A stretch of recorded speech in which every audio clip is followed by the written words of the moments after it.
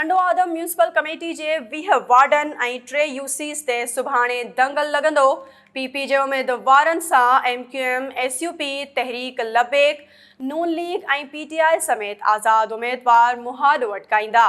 SS news जे reporter Abdullah बिहण मूजिब टंडो आदम municipal committee जे 23 warden मां 20 warden ते सुभाणे बल्दियाती इलेक्शन थी रही आहे।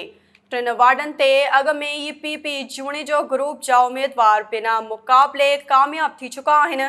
बाक़ी 20 वार्डन ते पीपी साम्हूं एमक्यूएम, एसयूपी, तहरीक लबेक, नून लीग, पीटीआई समेत आज़ाद उम्मीदवार बीठल आहिनि।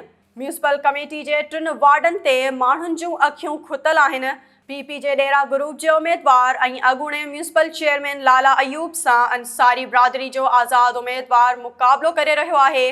वार्ड 19 ते ग़ुलाम मुर्तज़ा जूणे जो वारे तक में संदसि मुक़ाबलो मरी कुटुंब जो नौजवान अख्तर हुसैन मरी करे रहियो आहे, जेको कांटे जो आहे।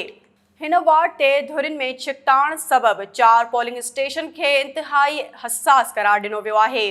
साॻी रीत टंडो आदम जे 10 यूसीस मां 7 यूसीस ते पीपी चेयरमैन, वाइस चेयरमैन ऐं डिस्ट्रिक्ट काउंसिल जा मेंबर बिना मुक़ाबले कामयाब थी विया आहिनि।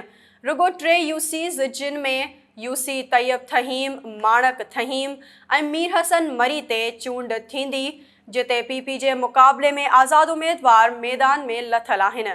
चूंडुनि खे पुरअमन बणाइण लाइ इंतिज़ामिया पारां सख़्त हिफ़ाज़ती उपाय वरिता विया आहिनि। 8 पोलिंग स्टेशन ते 200 खां वधीक पुलिस एहलकार मुक़रर कया विया आहिनि ऐं रेंजर्स जा जवान पोलिंग स्टेशन ॿाहिरां मौजूदु रहंदा।